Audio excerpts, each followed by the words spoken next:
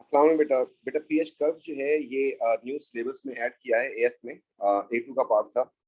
तो ये किस तरीके से ड्रॉ करनी होती है, 3 मार्क तक की करवा सकती है आपके पास। तो इसको जरा देखते हैं इसमें हमें क्या क्या चीज़ पता होनी चाहिए। पहली बात, ये न्यू टू सिलेबस है, इससे पहले ये A2 का पार्ट था, क्योंकि हमें पीएच का मतलब जो है वो सही तरीके से भी नहीं पता बारह। तो पीएच कर्व ड्रॉ करने के लिए पहली बात, आपको अप्रॉक्सीमेट पीएच जो है स्ट्रॉन्ग एसिड वीक एसिड की पता होनी चाहिए, जो आपको ओ लेवल्स में करवाई थी। तो ये आपके पास पीएच स्केल है जिसमें आपको पता है कि 0 to 6.9 जो है एसिडिक साइड होती है और ये बेसिक साइड होती है अबव 7। स्ट्रॉन्ग एसिड की पीएच लो होती है। ठीक है, तो स्ट्रॉन्ग एसिड आपके पास कौन कौन से हैं आपको पता होना चाहिए। आपके पास 3 एसिड हैं स्ट्रॉन्ग एसिड, जो आपको ओ लेवल में बता दिए थे। वीक एसिड ऑर्गेनिक एसिड होते हैं। ठीक है, अच्छा एक और वीक एसिड होता है कार्बोनिक एसिड, उसकी टाइट्रेशन नहीं करवाएगी क्योंकि डिकम्पोज कर रहा होता है खुद ब खुद जो है। तो इसलिए जो है ये कार्बोनेटेड ड्रिंक में होता है ये वाला, तो इसके बारे में बात नहीं होगी। ठीक है, या तो फिर वीक एसिड की पीएच आपको खुद बता देगा, या फिर आप अप्रोक्सीमेशन में आपको पता होनी चाहिए इनकी पीएच तकरीबन जो है 3 to 4 होती है। स्ट्रॉन्ग एसिड की जो पीएच होती है दैट इज 1 to 2 होती है। इसी तरीके से वीक बेस में आपके पास एक कैल्शियम हाइड्रोक्साइड आता है, मैग्नीशियम हाइड्रोक्साइड। क्योंकि यहाँ पे हमने करनी है असल में टाइट्रेशन, तो टाइट्रेशन में हमारे पास सॉल्युबल होना जरूरी है उनका। तो हमारे पास सिर्फ सॉल्युबल बेसिस आएंगी, तो सॉल्युबल बेस में हमारे पास सिर्फ एक एक्वस अमोनिया जो वीक बेस आएगी, और उसकी पीएच अप्रोक्सीमेशन में 10 होती है।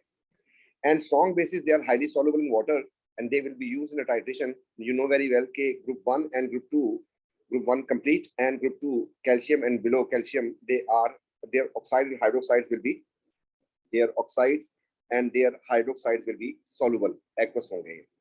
तो ये स्ट्रॉन्ग बेसिस, इनकी अप्रोक्सीमेट पीएच जो है 13 to 14। ये बातें आपको पता होनी चाहिए कि इनकी अप्रोक्सीमेट पीएच जो है कितनी कितनी होनी चाहिए, केमिकल को देख के पहचानते हैं। दूसरी बात, सेटअप इसका कुछ ये है कि एक चीज जो है, एक रीजन जो है हम ले लेते हैं बीकर में। यहाँ पे कोनिकल फ्लास्क यूज करेंगे क्योंकि हमें पीएच मीटर लगाना होता है, और ऊपर से हम ब्यूरेट लगा देते हैं। और इससे पहले कि ब्यूरेट से कुछ ऐड करें, हम इसमें पीएच प्रोब लगा देते हैं और हमारे पास रीडिंग आ जाती है। तो पहली बात है, आपके पास रीडिंग जो आएगी तो वो आपको एसिडिक पीएच शो करेगी। ये तो बाद में आएगा, इसके ड्रॉप से बाद में आएंगे, आहिस्ते आहिस्ते न्यूट्रलाइज करेंगे और पीएच जो है आपकी आहिस्ता आहिस्ता लो से हाई की तरफ मूव करेगी। ठीक है, लो टू हाई की तरफ मूव करेगी इस केस में। बहरहाल आपके पास जब ग्राफ आता है इसका, तो ग्राफ ऐसा होता है कि वाई एक्सिस पे आपके पास पीएच होती है, वाई एक्सिस पे, और एक्स एक्सिस पे क्या चीज होती है, सोडियम हाइड्रोक्साइड लिखा। अब ये बात आपको समझानी है काफी बेहतर तरीके से कि जो ब्यूरेट में जो चीज है ना उसका वॉल्यूम है। इसका मतलब शुरू में ये कभी 0 भी था। ठीक है, फिर 10 हुआ, फिर 20 हुआ, इस तरीके से इंक्रीज करता जा रहा है। तो आपके पास जो पीएच स्टार्टिंग पीएच आएगी तो वो तो इसी की आएगी ना। ठीक है, 1 या 2 जो इसकी होती है पीएच वो आएगी, तो आपका स्टार्ट यहाँ पे होगा। अच्छा, आपको क्या करना है, जो स्टार्टिंग पीएच होगी इसकी अपोनेंट से स्टार्ट करनी है। आपका देखें यहाँ पर, अगर मैं 7 लिख लेता हूँ तो 2 साइडें बनती है, एक एसिडिक साइड बनती है, एक बेसिक साइड बनती है। तो सोडियम हाइड्रोक्साइड का जो अपोनेंट है दैट इज एसिड, मतलब यहाँ से हमें स्टार्ट करना होगा पीएच को। ठीक है, और अगर यहाँ पर HCl लिखा होता तो फिर हम उसको उल्टा करते। अभी फिलहाल आपके पास ये डायग्राम बार बार नहीं आएगी, तो ये बात आपको थोड़ा सा सेम में बिठाना है कि होता क्या है कि ये तो हम बाद में ऐड कर रहे हैं, इससे पहले जो है इसका अपोनेंट होगा दूसरी चीज। तो और आगे बढ़ते हैं, तो पीएच चेंज जो है ड्यूरिंग टाइट्रेशन क्या होती है। अगर तो वीक एसिड है तो वीक में शार्प चेंज आता है। ठीक है, जो पीएच आपके पास अगर फॉर एग्जांपल की 1 या 2 थी, ये आपके पास लाइन चल रही है, तो इसमें शार्प चेंज आएगा। ये अगर लार्ज चेंज आएगा कब, जब वीक एसिड या वीक बेस होगी। और अगर स्ट्रॉन्ग होगा तो उसमें जो चेंज है दैट इज मिनिमल, बहुत कम होता है, तो वो तकरीबन स्ट्रेट रहती है। अब ये लाइंस जो है किस तरीके से बनेंगे इसको देखते हैं। अब फाइंड द वॉल्यूम, जो न्यूट्रलाइजेशन के लिए वॉल्यूम चाहिए ना, उसके लिए क्या करना होगा। टाइट्रेट लिखा है जो ब्यूरेट से आता है। ठीक है, उसका वॉल्यूम कैसे निकालेंगे, हमेशा यहाँ पर ज्यादा ऐड करेगा, ये बात ध्यान रखिएगा। ठीक है, ज्यादा ऐड करेगा और वो ग्राफ पे रीडिंग नोट करता है, उसके बाद ग्राफ प्लॉट करता है। ठीक है, तो वो वॉल्यूम कैसे निकालेगा, वो वॉल्यूम निकालने के लिए हमें कॉन्सेंट्रेशन चाहिए एसिड और बेस की, एंड वॉल्यूम चाहिए हमें किस चीज का, जो चीज बीकर में है। तो फिर हम ये फार्मूला अप्लाई कर देंगे ये वाला। ठीक है, लेकिन उससे पहले हमें क्या, बैलेंस केमिकल इक्वेशन लिखनी होगी। इसकी मास की डिस्ट्रीब्यूशन ये है कि आपकी स्टार्टिंग पीएच और एंडिंग पीएच आपने सही लिख दी, आपका 1 मार्क हो जाएगा। आपने वॉल्यूम जो है न्यूट्रलाइजेशन का तो सही निकाल दिया, तो दूसरा मार्क हो जाएगा। और शेप ऑफ द कर्व जो है वो सही निकाली, तो आपका तीसरा मार्क हो जाएगा। तो अब चलते हैं हम पहले केस की तरफ। ये हमारे पास पहला केस आ गया। इसमें अगर गौर से देखें तो दोनों स्ट्रॉन्ग स्ट्रॉन्ग है, राइट। हम यहाँ पे लिख देते हैं कि ये स्ट्रॉन्ग एसिड है, it is a strong acid, जबकि ये स्ट्रॉन्ग बेस है। आप देख के इसको पहचान रहे हैं। अब देखें गौर से, इसकी कॉन्सेंट्रेशन बताइए, इसकी बताइए, दोनों की डिफरेंट जानबूझ के रखी हमने ताकि कोई भी केस आ जाए मसला ना हो। सिमिलरली वॉल्यूम भी दोनों का बता दिया उसने। ठीक है, अब मुझे तो नहीं पता इस एक्सपेरिमेंट में क्या किया है। इस एक्सपेरिमेंट में जो भी किया है उसने यहाँ पर जो लिखेगा उसकी बेस के बराबर पता चलेगा कि क्या चीज ज्यादा, क्या चीज कम। तो फॉर एग्जांपल इसने यहाँ पर लिख दिया कि वॉल्यूम ऑफ सोडियम हाइड्रोक्साइड। तो हमें इसका वॉल्यूम जो है ना जो लिखा है ये हमें निकालना है कि न्यूट्रलाइजेशन कहाँ पे होगी, यहाँ पे 50 पे होगी या 40 पे होगी, इसका एक मार्क होता है। तो इसके लिए थोड़ी सी वर्किंग करते हैं। तो हमें जो है सबसे पहला काम ये करना है कि आप जो है अप्रोक्सीमेशन में इसकी पीएच लिख लें। हम थोड़ी सी वर्किंग कर लेते हैं, उसके बाद जो है फिर हम इस पर काम करते हैं। तो मैंने यहाँ पर इसकी अप्रोक्सीमेशन में जो पीएच लिखनी है वो लिखने जा रहा हूँ। तो सोडियम हाइड्रोक्साइड की पीएच आपको बताई थी अभी, आपने अप्रोक्सीमेशन में कितनी ले लेनी है इसकी पीएच, 13 to 14। तो मैंने यहाँ पे लिख दिया कि ये 13 to 14 पीएच होगी इसकी। मैं कलर चेंज कर दूं और विजिबल नहीं है ज़्यादा। तो इसकी अगर मैं पीएच निकालता हूँ इसकी, और सिमिलरली इसकी भी पीएच निकालूं, तो अप्रोक्सीमेशन में पीएच कितनी कितनी आएगी। तो इसकी पीएच जो है वो अप्रोक्सीमेशन में है 13 ले लेते हैं, अब एक नंबर ले लेते हैं, ठीक है। इस तरीके से इसकी पीएच जो है अप्रोक्सीमेशन में हम 1 ले लेते हैं, ठीक है। 2 पीएच होगी हमारे पास। इस तरीके से आपने जाना है यहाँ पर, और आपने 1 पे इसको थोड़ा सा हम सेट कर लें, ग्रेजुएशन पे आ जाए फिक्स, आपके पास ग्रेजुएशन बनी होगी, नो टेंशन। तो 1 पे मैं इसको मार्क करने जा रहा हूँ कि ये 1 पे मैंने एक लाइन खींच दी, और एक मैंने जो है 13 पे एक लाइन खींच दी, 2 लाइनें खींची मैंने। तो स्टार्टिंग और एंडिंग पीएच के लिए। अब रह गया मसला कि एंड कहाँ होगा, इस पे होगा, इस पे होगा, इस पे होगा, ये नहीं पता हमें। तो इसके लिए हमने क्या करना है, इसकी इक्वेशन लिखनी है। इसकी इक्वेशन अगर लिखेंगे तो हमें पता है कि एक HCl अगर हो, HCl का जब रिएक्शन होगा सोडियम हाइड्रोक्साइड के साथ, सबको पता है कि HCl plus sodium hydroxide react to form salt and water, and the ratio of moles is 1:1. So what we did this, इसके लिए हमने किया कि हम इसमें फार्मूला अप्लाई करेंगे C1V1 इसका इसके नीचे, और इसका C1V1 and sorry C2V2 V2 and N2 इसके नीचे लिख दिया हमने। थोड़ा सा इसको नीचे करते हैं ताकि हम जगह मिल जाए वर्किंग के लिए अपने, और हम यहाँ पर आ गए। अब देखिए गौर से, हमें किसका वॉल्यूम निकालना है, हमें वॉल्यूम निकालना है इनमें से किसका, सोडियम हाइड्रोक्साइड HCl का। ये भी यहाँ से देख के नहीं पता चलेगा, आपको यहाँ से देख के पता चलेगा। इसका वॉल्यूम निकालना है, वो तो देगा आपको, ठीक है। हमने इसका वॉल्यूम निकालना है, वो तो आपको प्रोवाइड किया उसने कि 100 दिया उसने, लेकिन हम इसको वो ज्यादा ऐड करता है, इसलिए हम इसको छोड़ देंगे यहाँ से। और हम इसकी कॉन्सेंट्रेशन लिखने जा रहे हैं। HCl की कॉन्सेंट्रेशन जो है दैट इज 0.1, इसका वॉल्यूम जो है दैट इज 50। और यहाँ पर आते हैं, इसके मोल्स कहाँ से आएंगे, मोल्स आएंगे बैलेंस केमिकल इक्वेशन से, जो कि है 1। सिमिलरली इसकी कॉन्सेंट्रेशन जो है दैट इज 0.1, 0.15। इसका वॉल्यूम आपको निकालना है, एंड यहाँ पर इसके मोल्स आएंगे इस इक्वेशन से। इक्वेशन में आपके पास एक मोल है, जब इसको सॉल्व करते हैं तो हमारे पास इसका आंसर आ जाएगा, and that is 5 divide by 0.15, sorry कितना बन गया, हाँ 0.1 into 50 एंड डिवाइड बाय 0.15। तो आंसर आ रहा है इसका मेरे पास B 33.33 पे। तो ये कह रहा है कि 33.33 पे आपकी न्यूट्रलाइजेशन हो जाएगी। तो हम जो है इसी जगह से यहाँ पे चलते हैं। 33.33 का मतलब हो जाएगा आपके पास कि तकरीबन ऑलमोस्ट हियर आपके पास जो है इसकी वो हो जाएगी न्यूट्रलाइजेशन। तो आपने पूरी वर्किंग चीज के ऊपर कर ली। अभी ये कर्व नहीं बनी, अभी हमने सिर्फ निशान लगाए, आप पेंसिल से लगा सकते हैं इसको, और अपनी वर्किंग के लिए अब शुरू करते हैं। जो अब शुरू करेंगे तो इसमें जरा और से देखिएगा कि अगर ये है तो ये तो शुरू में नहीं था, तो पहले क्या होगा HCl। तो मसला ये है कि मैं 1 से स्टार्ट करूं या 13 से, जो अभी आपसे कहा थोड़ी देर पहले कि स्टार्ट कहाँ से करें। तो स्टार्ट करने के लिए हम इसको जरा एडजस्ट कर दें किसी पोजिशन पे। तो हमने कहा था कि इसके अपोनेंट से स्टार्ट करना है, तो इसका अपोनेंट ये बनता है, सॉरी ये बनता है, या फिर ये बनता है। तो लाजमी सी बात है कि ये वाला बनेगा। तो आपके पास ये लाइन ड्रॉ करने के लिए आपने यहाँ से स्टार्ट करना है आपने। और उसने कितना वॉल्यूम ऐड किया था, उसने टोटल वॉल्यूम का कितना ऐड किया है, 100 ऐड किया है। इसका मतलब आपको एंड करना है इस 100 पे जाके, यहाँ पर एंड करना होगा। हम यहाँ पे एक निशान लगा देते हैं 100, ठीक हो गया। अब जो है दोनों ही स्ट्रॉन्ग है, अगर स्ट्रॉन्ग है तो फिर हम जो है इस लाइन को आप रूलर से भी बना सकते हैं। अगर हाथ आपका जो है हिल जाता है तो आप इसको इस तरीके से, इसमें ऐसी जाएगी लाइन। अगर वीक होती तो ऐसी जाती, ठीक है। तो हमने ऐसे कर दिया। अच्छा ये भी स्ट्रॉन्ग है, तो इसलिए भी इसकी भी लाइन जो है कुछ ऐसी जाएगी हमारे पास, और यहाँ पे लाके हम इनको दोनों को आप इस पे कनेक्ट कर देंगे, और ये हमारे पास इसकी पीएच कर्व ड्रॉ। हमें कैसे मार्क्स देगा? मार्क्स ऐसे ही देगा हमें कि starting pH and ending pH सही लिखी है, 1 मार्क दे देगा।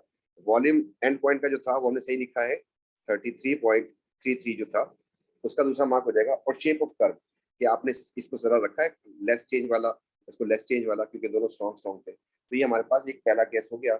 इस तरीके से आपको बात और क्लियर होती जाएगी सेकंड केस के साथ। सेकंड केस आपके पास आ रहा है weak acid and strong base का। तो आने दें, अब क्या करना है, पहला काम वही करना है जो पहले कर रहे थे, एंड दैट इज मैं इसकी अप्रोक्सीमेशन में पीएच निकालने जा रहा हूं, इसकी भी और इसकी भी। तो हम शुरू करते हैं। तो इसमें मैंने इसकी अप्रोक्सीमेट पीएच जो है वो ले ली 13। सिमिलरली इसकी जो है अप्रोक्सीमेट पीएच जो है मैंने ले ली, वीक एसिड है 3 ले लेता हूँ, या 3.5 ले लेता हूँ। ठीक है, ये कर दिया हमने। इसके बाद जो है हमें 2 काम कर लिए, तो मैंने दोनों कामों पे जाके एक 13 पे और एक 3.5 पे मुझे लाइन खींचनी है। तो इसको भी थोड़ा सा हेल्प किया है, ये सेट कर लेते हैं इसको। तो एक 13 पे ये लाइन खींची मैंने, और इस तरीके से एक जो है 3.5 पे, तो मेरे पास ये 5 बन रहा है, तो यहाँ पर बन जाएगा मेरे पास 3.5 का मतलब हो गया, सॉरी, यहाँ पे 2 लाइनें खींची मैंने। तो लाइनें खींचने से होगा क्या, तो ये एक जो है हमारे पास 13 की लाइन आ गई, आपको दिखा देते हैं। 13 पे हमने एक लाइन खींची थी, और एक हमने 3.5 पे लाइन खींची थी, तो ये 2 काम तो कर लिए। अब मुझे देखना न्यूट्रलाइजेशन कहाँ पे हो रही है। तो न्यूट्रलाइजेशन के लिए सबसे पहले तो मुझे बताया कि ये क्या चीज़ है, उसी के हिसाब से निकालना होगा कि हमारे पास यहाँ पे क्या है।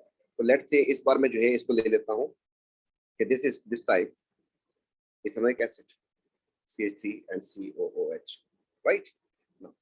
फिर चलते हैं, वॉल्यूम निकालने के लिए हमें करना क्या है, हमने इक्वेशन लिखनी है जिसमें कम से कम आपको मोल रेशियो पता हो, तो फिर आप डायरेक्ट भी कर सकते हैं इसको। इसमें अगेन मोनोबेसिक एसिड है, तो एक ही सोडियम हाइड्रोक्साइड से रिएक्शन होगा इसका, तो सोडियम इथेनोएट बनेगा एंड वाटर बनेगा, यू नो वेरी वेल। तो ये काम हमने इसलिए किया था हम इसमें निकाल सकें क्या चीज, इसका CV इसके नीचे और इसका CVN इसके नीचे लिख दिया। हमें किसका वॉल्यूम निकालना है, तो हमें वॉल्यूम निकालना है इसका, इथेनोइक एसिड का। मतलब यहाँ पर इसको शेड कर देता हूँ कि मुझे इसका वॉल्यूम जो है 100 जो दिया है, हम इसको नहीं मानते, हमें निकालना है कि कहाँ पे असल में न्यूट्रलाइजेशन इसकी होनी है। तो लेट्स स्टार्ट। तो इसकी जो कॉन्सेंट्रेशन है मेरे पास इथेनोइक एसिड की जो आ रही है दैट इज 0.1। इसका वॉल्यूम कितना है मुझे फाइंड करना है। इस तरीके से इसके मोल्स कितने आ रहे हैं, इसके मोल्स जो है आप यहाँ से इसको लिख लेंगे, इसके मोल्स कितने आ रहे हैं।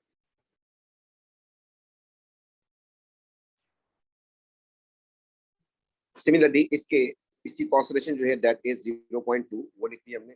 इसका वॉल्यूम था 20 वो भी लिख दिया।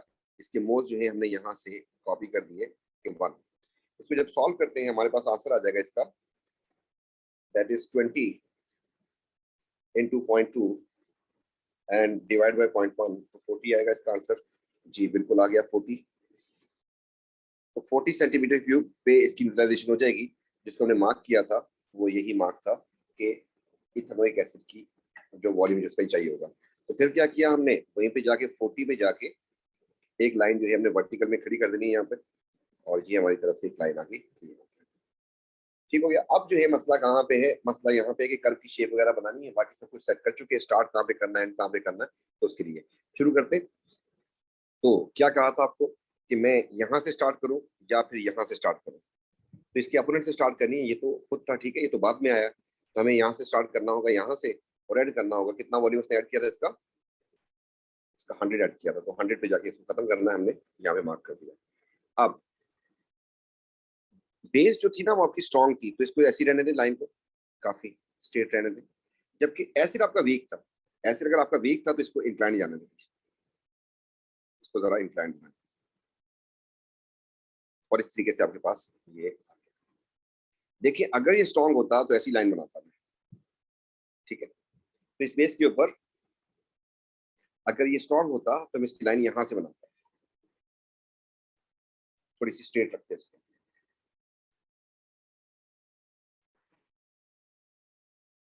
जी बेटा, इस तरीके से नेक्स्ट केस आ गया हमारे पास। नेक्स्ट केस में फिर हमने अप्रोक्सीमेशन में इनकी पीएच निकालनी है, इसकी भी और इसकी भी। तो मैं निकाल लेता हूँ। वीक बेस है, इसकी पीएच 10 ले रहा हूँ अप्रोक्सीमेशन में। सिमिलरली इसकी भी हम स्ट्रॉन्ग एसिड है तो पीएच इसकी उठा लेते हैं हम लोग अप्रोक्सीमेशन में 1। हमें फिर 1 पे और इस पे लाइनें खींचनी है, तो इसको जरा अपनी जगह पे एडजस्ट करने जरा थोड़ा सा। जी, एक लाइन हमें खींचनी है 1 पे, तो 1 आ गया मेरे पास यहाँ पे। और सिमिलरली एक लाइन मुझे खींचनी है 10 पे, तो 10 आ गया हमारे पास यहाँ। 2 लाइनें होंगी। अब न्यूट्रलाइजेशन कहाँ पे होगी?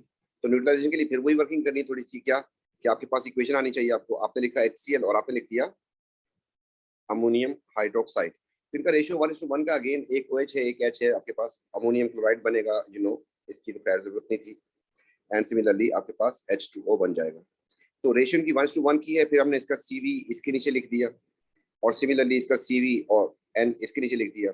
अब हमें किसका वॉल्यूम निकालना है ये डिपेंड करता है। फॉर एग्जांपल यहाँ पर मैं इसको लिखता हूँ कि अमोनियम हाइड्रो ऑक्साइड है ये, तो हमें इसका वॉल्यूम निकालना है। इसको मैं शेड कर देता हूँ कि हमें इसका वॉल्यूम निकालना है।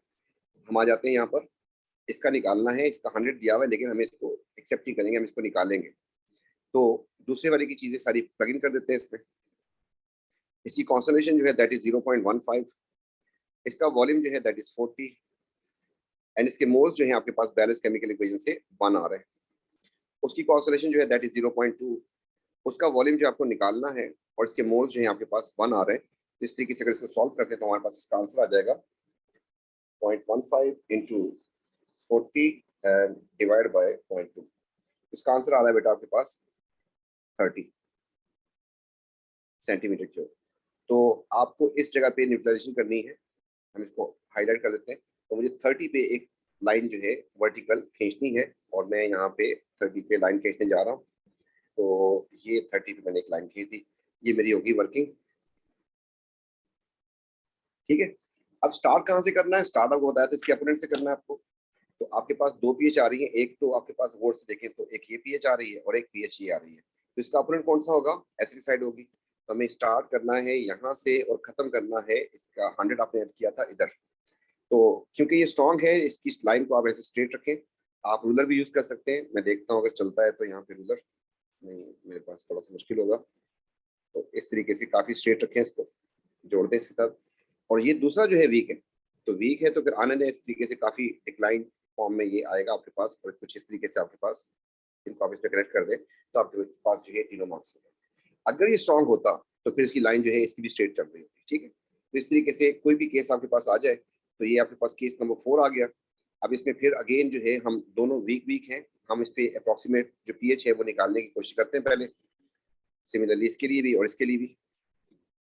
तो इसमें जो है पीएच अप्रोक्सीमेशन में मैंने 3.5 ले ली, जबकि इसकी पीएच अप्रोक्सीमेशन में मैंने 10 ले ली।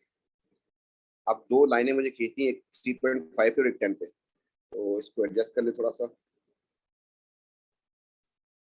तो 3.5 पे और 10 पे हमने 2 लाइनें खींचनी है। एक हो गया मेरे पास ये 3 एंड 0.5, और एक हो गया 10।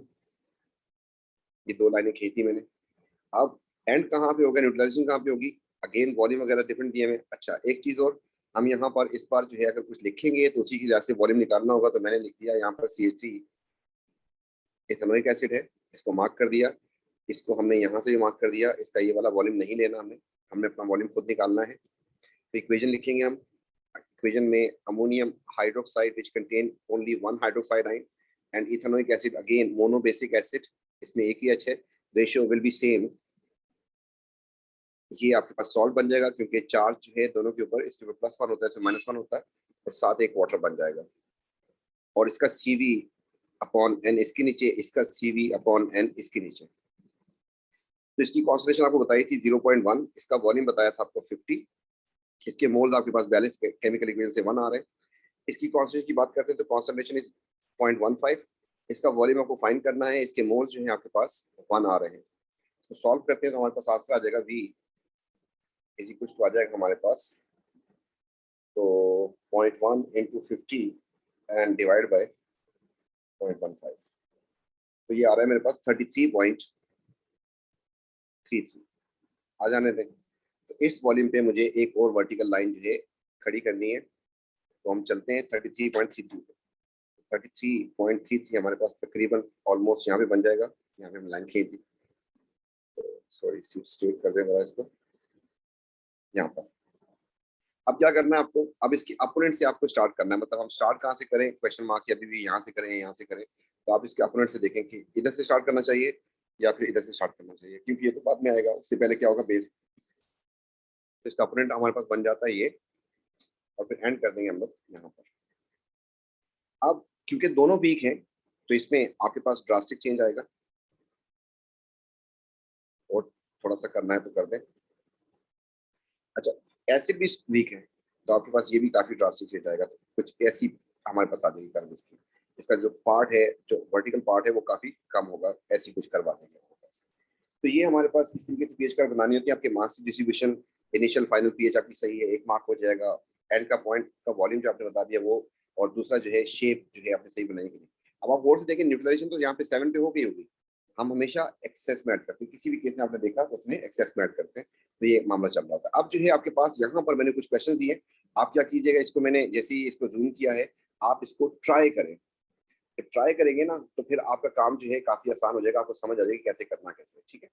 और आप जिसको वीडियो को पॉज कर दीजिएगा, उसके बाद जो है ट्राई करने के बाद जो है आप ड्रॉ करके देखें और मैच करके देखने की कोई मसला तो नहीं आ रहा ना। इसको हम जरा नीचे कर देते हैं और फिर आपसे कुछ बात करते हैं। अब हम समझने के सोल्यूशन की तरफ आ गए, और ये आपके पास था क्वेश्चन।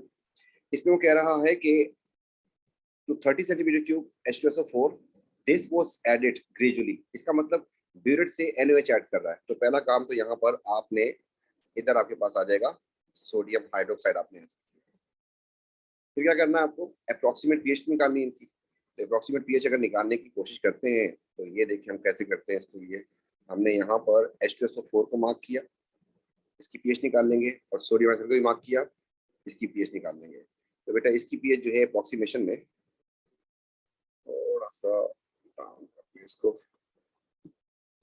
इसकी पीएच जो है अप्रोक्सीमेशन में 1 to 2 ले लेते हैं, जबकि इसकी पीएच जो है अप्रोक्सीमेशन में हम 13 ले लेते हैं ना।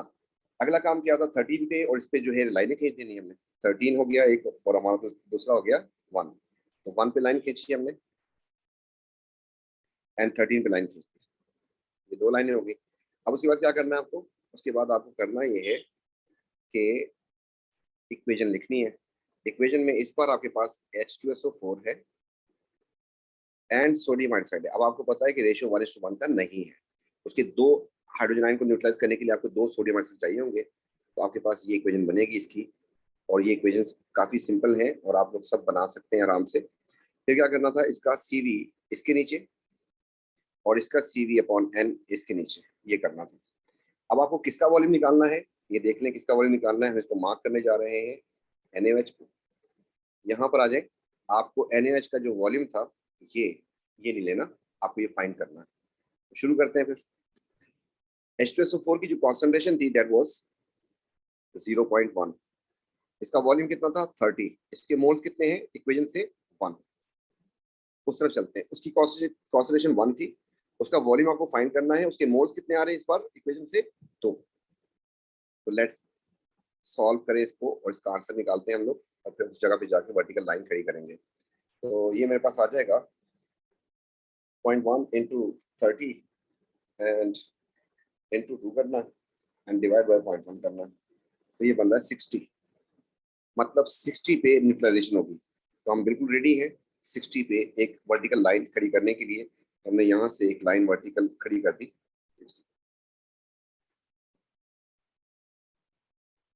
अगला काम क्या था, अगला काम ये था कि अगर मेरे पास सोडियम हाइड्रोक्साइड है, तो मैं स्टार्ट यहाँ से करूँ या फिर यहाँ से करूँ। तो इसके अपोनेंट से स्टार्ट करना था। इसका अपोनेंट जो है आपके पास ये बन रहा है। इसका मतलब यहाँ से स्टार्ट होगा काम, और यहाँ पर आपके पास 100 पे खत्म करेंगे इसको। दोनों स्ट्रॉन्ग है, तो जाने दें फिर। पास पास पीएच का चेंज जो है इतना ज्यादा ड्रास्टिक नहीं होता, शार्प नहीं होता। तो ऐसे ऐसे चलते चलते रहेंगे हम लोग, अल्लाह के साथ जोड़ते हैं इसको। सिमिलरली ये भी स्ट्रॉन्ग था, इसमें भी चेंज इतना नहीं लेके आना हमने। और ऐसी हमारे पास कर्व की शेप।